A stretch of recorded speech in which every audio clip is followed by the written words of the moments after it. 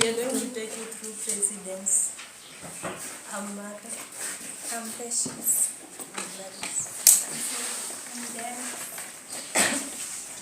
Okay, firstly, we're going to talk about President D.A. Bangura. We firstly meet him at page 159. So, we are not told about his whereabouts, where he comes from, but the only thing we know is a French mix person.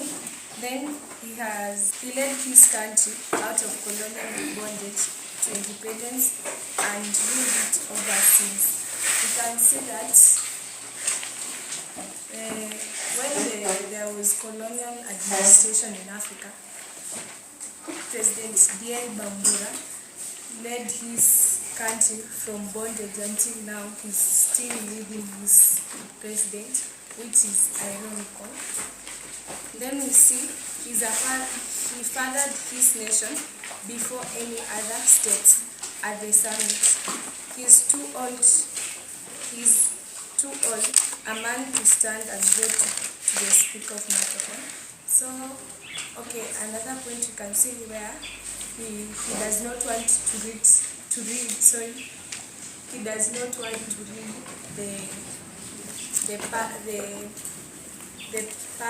the way Omega and the path Alpha, but he still wants to give suggestions.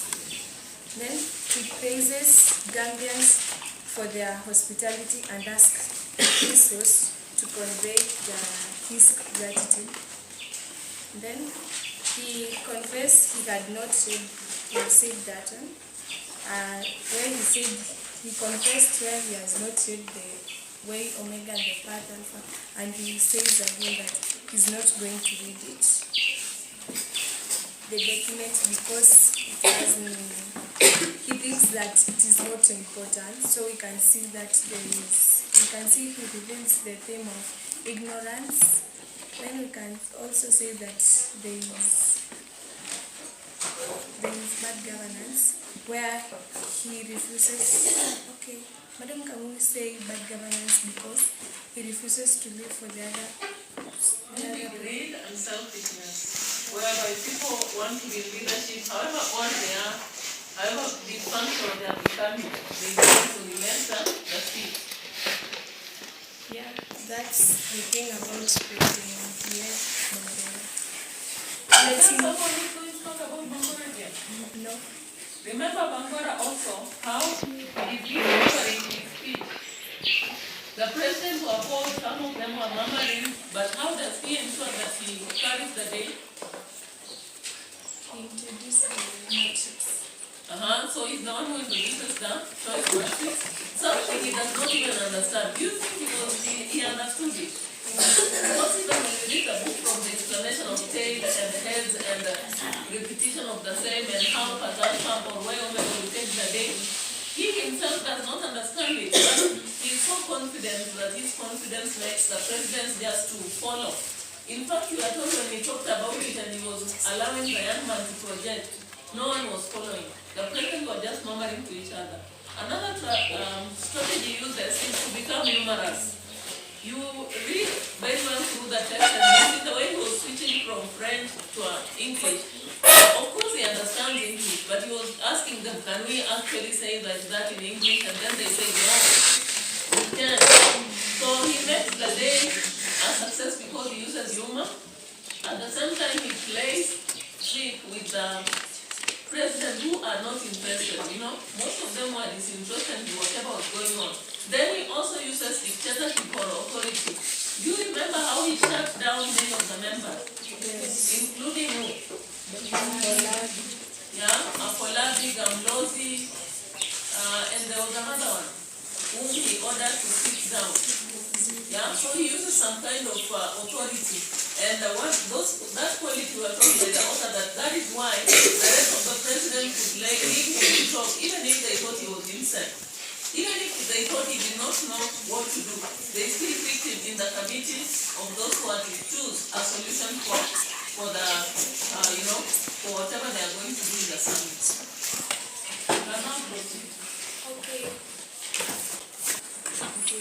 December 4 in page 160. You see that he's a royalty king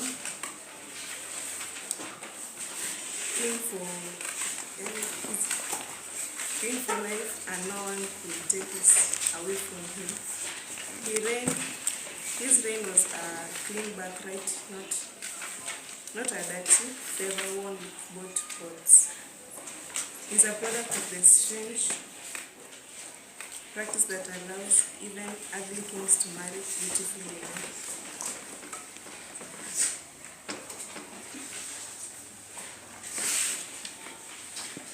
As a permanent inheritance, it was immune to the limits of tenure that choosing. You see that he is shocked by the ill-bred wind back that man was shouting about games from presidential table.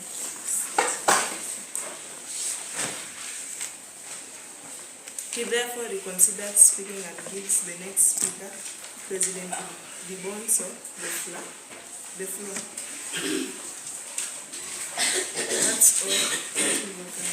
Some still have inherited leadership, right? You inherit power. So because you inherit power, you don't have to care about whether you're doing well or not. And it gives them pride. It gives some of those leaders pride so that even if the United Nations or USA or whichever country brings change in Africa, it doesn't affect them in any way. To take you through President Wasiwasi Wesida, you see that he is an old hand who had anticipated many coups and nipped them in the bud before they got off the ground. Also, he spots the brewing trouble and needs a point of order on the chairman. He reminds him about the trick. Given the floor, he observed that their nerves and tempers were starting to fray and flare respectively. He therefore suggests two measures: a move to adjourn and ask a small group consisting of President Simba Ibarosa and President Didier Bangola to see how best to proceed. The chair rules that both motions are accepted. For lack of the consensus on way omega or path alpha, the trick came handy. It will eliminate the need for a consensus. The chair also declares that the action is taken to find a method of choosing between way omega and path alpha. The task of the group will be to find such a method. That way, call the group method committee, and that it will work this evening and report to the summit first thing the following morning. Yeah, some sort of wisdom, but at the same time, the useless shortcuts, because that trick, we understand it was a shortcut to ensure that they go through the choosing of a way forward without making anyone displeased. But can you also say that he's included? While we are in charge, a founder presidential process in the prison. Yeah.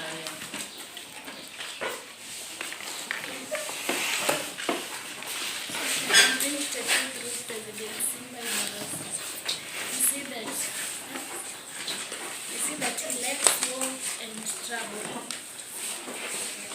On page 160, he speaks after President Bangola. He is feared and is progress.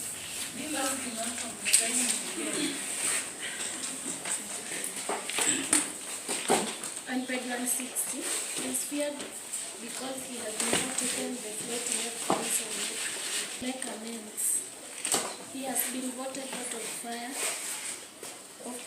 out 5 times since first becoming president, and each time he flatly refused to step down, claiming he had won. We also see that his face round, shiny, and as neat as a baby, testimony to lazy, tropical life spent in cool sheds. Next also see that he lies that will make the proposal that the presidential tenure be limited to 2 terms.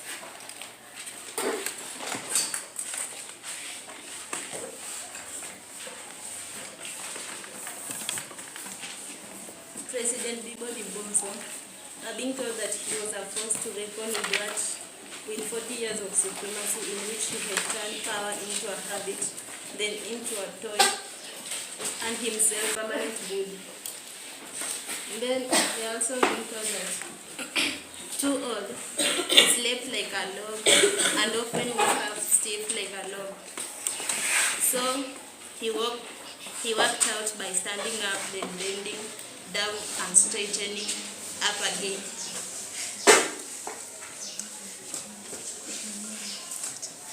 Then, owing to old age, has lost control of his brain, and internal valve had gone haywire, and something won't trickle down between his legs, so he spoke with anger, terror to make up for the loss of self-worth. Then lastly, we also see that he refers to the chair as a disgrace for having lost control of the summit by letting someone who is President Ibarossa raise an imaginary issues, not either of the two documents. That's the end of President Bonso. Then we are not being told where he comes from. Of course, they also mentioned the President of Tanzania, not Tanzania actually, but Kenya, Libya, Zimbabwe, because of the four. But the rest of the presidents, we can just imagine maybe from the description, but we are not given. That is what makes further definition as a text fictional, because we are not being given like the presidents we know in Africa. We are just being given, imaginary names. Do you have any president known as Ibarossa, Bonso, Mangora in Africa? So the author now is using fiction here. Maybe you can relate based on that, no? But that is fiction now. Yeah, so we